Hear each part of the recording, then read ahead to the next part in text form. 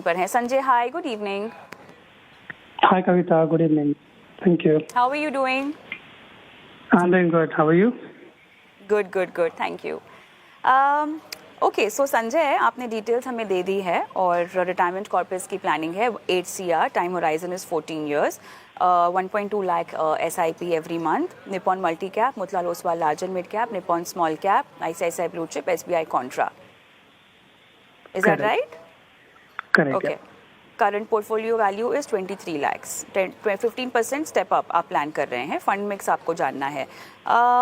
Okay Sanjay, we'll help you with that. कुछ और आपको ऐड करना है अपने क्वेश्चन में?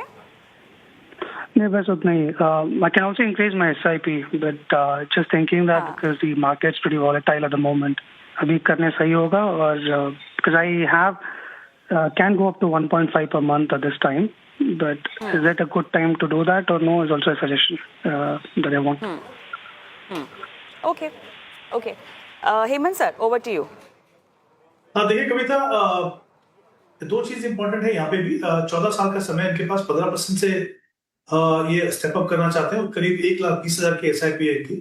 तो और इनका जो कॉर्पस अभी तक बना है वो करीब 23 लाख का बना है. तो इन सब चीजों को अगर हम कंसिडर करें और 12% का एनुअल रिटर्न मान के चलें, तो मेरे हिसाब से, हालांकि इनका टारगेट 8 करोड़ है, बट मेरे हिसाब से करीब 13 करोड़ का कॉर्पस बना पाएंगे. तो I think in terms of achieving target absolutely कोई प्रॉब्लम नहीं है. ऑफ कोर्स जब आप 15 साल 20 साल के लिए इन्वेस्ट करते हो तो चैलेंज सबसे बड़ा ये होता है कि जब भी आपको मार्केट की वॉलेटिलिटी का सामना करना पड़े, तब आप अपना फोकस अपने गोल और अपने टाइम होराइजन पे रखिए और उसको, अपने इन्वेस्टमेंट प्रोसेस को अनइंटरप्टेडली आप कंटिन्यू करते रहे. अगर आप ऐसा करते रहेंगे तो ऑब्वियसली जैसे मैंने कहा, टारगेट से कहीं ज्यादा वो इन्वेस्टमेंट कर पाएंगे.